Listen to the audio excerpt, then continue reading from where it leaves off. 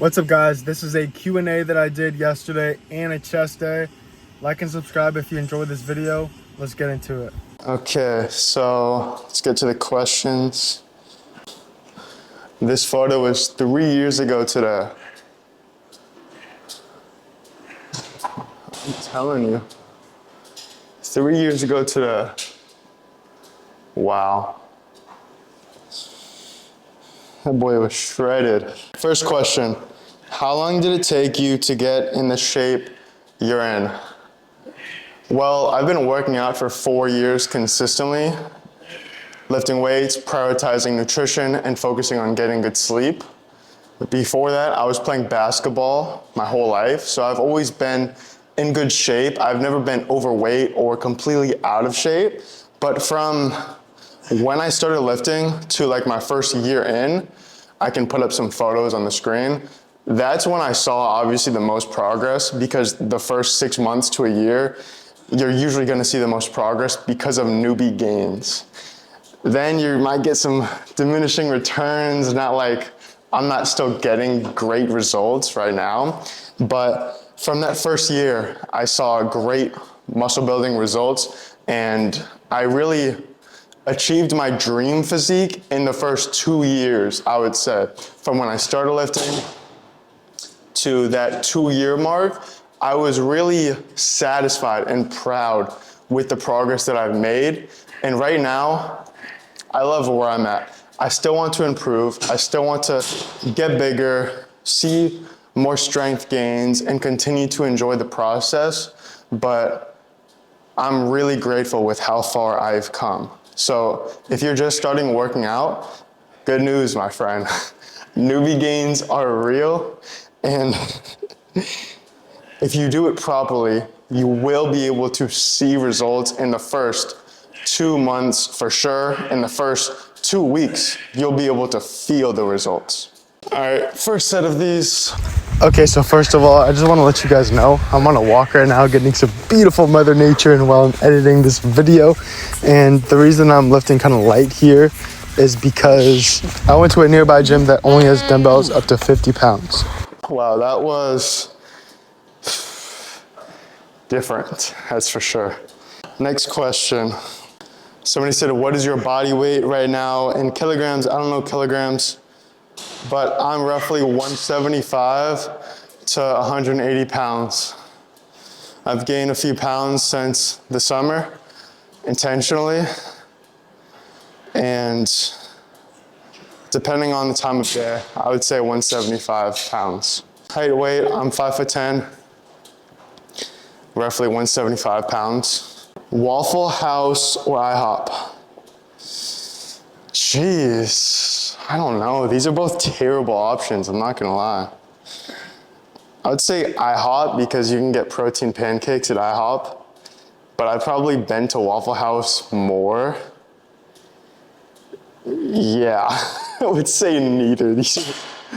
Yeah, give me any option other than these two breakfast places. What the heck is going on? These are like the most, I don't wanna shit on these places, but you have a lot better options than a Waffle House or IHOP. Like, what are we even talking about? I'd rather make breakfast from home. Give me my 2 eggs scrambled, my turkey, bacon, cheese, and my own homemade waffles over that any day of the week.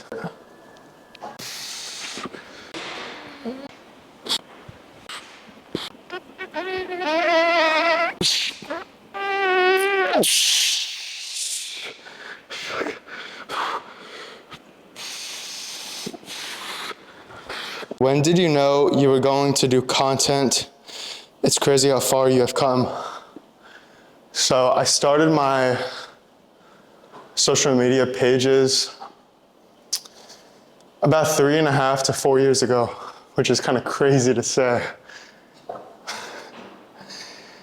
And then from the first 6 months, it was never to even think about like a job or a potential career. And then from, I would say, this 6 months to a year, I saw other people in the space doing it for a living, making good money, showing that this is literally their full-time thing. And then I was like, dude, these people can do it. Why the hell can I not do it? But it first started from a passion, from loving fitness, going to the gym, eating healthy, and helping others do it. And then I fell in love with making content about it as well. And then I decided, wow, I can make a business out of this, doing what I love while inspiring people and also helping people. It's a win-win in my eyes. So it's about 3.5 to 4 years I've been doing it, and it's been great. What I basically do, if you don't know, is I'm an online fitness coach. So I help people build muscle, lose fat, get in the best shape of their lives through fitness, and I help them. A lot of my clients don't even live in Florida, or I don't even know them locally, and they found me from social media, which is just a crazy realization to think of. You give yourself 6 months, you give yourself a year of just staying consistent, showing up for yourself, and following the path, believing in yourself, bro. Like, I don't want to say anything is possible, but many things are possible if you put your mind to it and you don't give in to like fear or negative opinions of others. If you stay true to yourself and follow your passion, follow your dreams. It sounds so corny, but you can achieve a lot, bro. What do you recommend for gloves to help me grip on lat pull-downs? I don't recommend gloves, but I do recommend Gym Reapers wrist straps. That's what I use. It doesn't have to be Gym Reapers, but it can be really any brand. That's just the brand that I use, and I like the colorway, to be honest, and the design. But what wrist straps basically help with is they help you wrap it around the bar. So instead of your grip giving out before your back on any pull down or row or any back movement, it helps your back be the limiting factor instead of your grip or your hands, because your hands are not gonna be as strong as your back. Do you track your calorie intake? I don't. My philosophy when it comes to tracking calories is that if you have the body that you want, or you're getting the results that you want, not tracking your calories, then there's no reason for you to start unless you're going to up it a notch. What I mean by up it a notch is like start a bodybuilding competition, or you have to reach a certain weight by a certain time frame, something like that. Yes, I would recommend starting to track. But like, I enjoy what I eat. I have a solid routine. So I know a lot about nutrition. I know what foods to stay away from on a cut. For example, like if I'm trying to lean down, something like peanut butter isn't the best options because it's high in calorie, it's higher in calories, and it's going to be easy to eat too much peanut butter, whereas something like watermelon or raspberries is a better option if I'm trying to snack. Something like bread, white bread compared to pita bread. Pita bread is usually lower in calories, fills you up more. White bread, it's a little bit higher in calories, or a bagel, it doesn't fill you up as much. So like little things like that add up when it comes to tracking your calories or not. But if you're overweight, or you don't have the physique that you want, or you're skinny and you really want to put on muscle but you aren't getting the results that you want, tracking calories is exactly what you need to do, because that's the only way that you're going to be able to know if you're on track to gain the weight that you want or lose the weight that you want. Because it's calories in, calories out. That is the number one factor when it comes to losing weight or gaining weight. It's your calorie intake.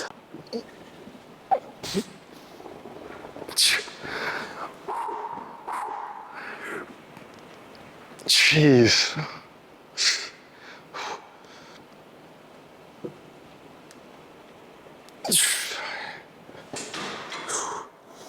What made you start going to the gym? This is such a deep question if we were to really get into the details. So that's exactly what we're gonna do. When I was about 16 years old, I had a lot of acne on my face. My face was ugly. I was pretty skinny. I didn't have the body that I want. And so I started going to the gym. I was in love with basketball, so I wanted to get stronger, to get better at basketball. And I started eating healthier to clear up my skin. And I heard from other people that your diet has a correlation to how your skin looked, but I never really wanted to believe it because I loved junk food so much at the time. And then it wasn't until I started watching more videos about how they all correlate. And then, yeah, once you clean up your diet, your physique is also going to improve as well with your skin. So it was something that all correlated with each other. And then I started looking into, oh my gosh, sleep is a big factor of building muscle, feeling better, improving your life. So then I started dialing in my sleep more.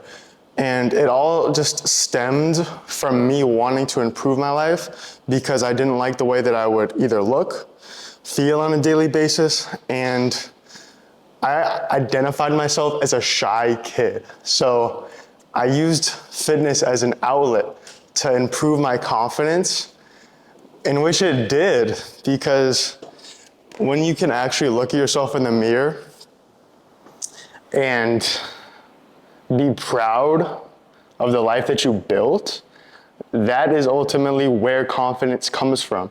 And that comes from hard work and mastering some type of skill. You don't get confidence from laying around all day and watching Netflix, playing video games. You get confidence from doing things that make you fulfilled in life and make you feel like you're making an impact. And once I started going to the gym, I improved the way that I look and feel. Then I started being able to improve the way others look and feel through my coaching.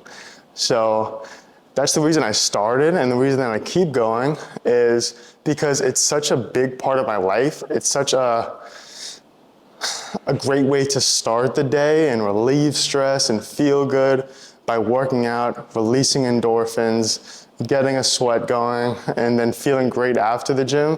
That it's even if I weren't able to build any more muscle for the rest of my life, I probably would still go to the gym at least 4 times a week, just because I love the routine of waking up, working out, feeling good afterwards. It's such a fun aspect that you can't really explain to somebody that doesn't go. They'll be like, you're crazy, which maybe that's true. Yeah.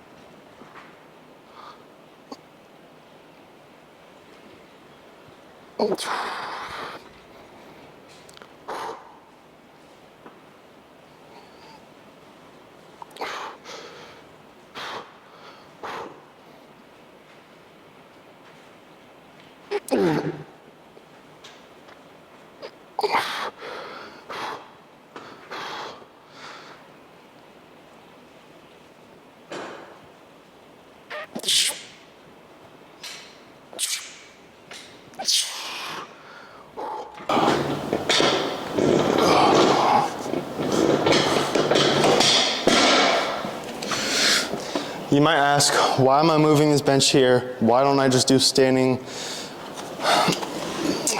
chest flies?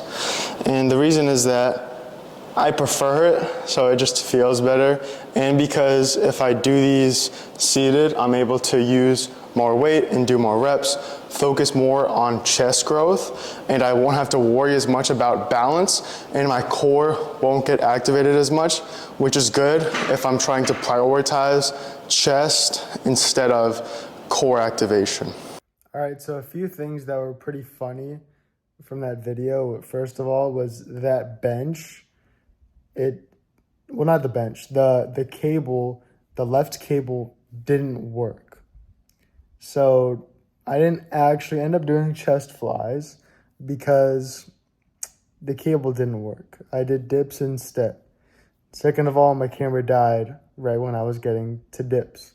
So that was the end of the Q&A video. If you enjoyed, you can like and subscribe, and definitely stay tuned on my Instagram page for my next Q&A. If you would like to ask any questions, either you can leave a comment and I can potentially answer some from future videos in regards to some comments, or you can just stay tuned on my Instagram the next time I do an ask me a question thing. Just stay tuned on my story.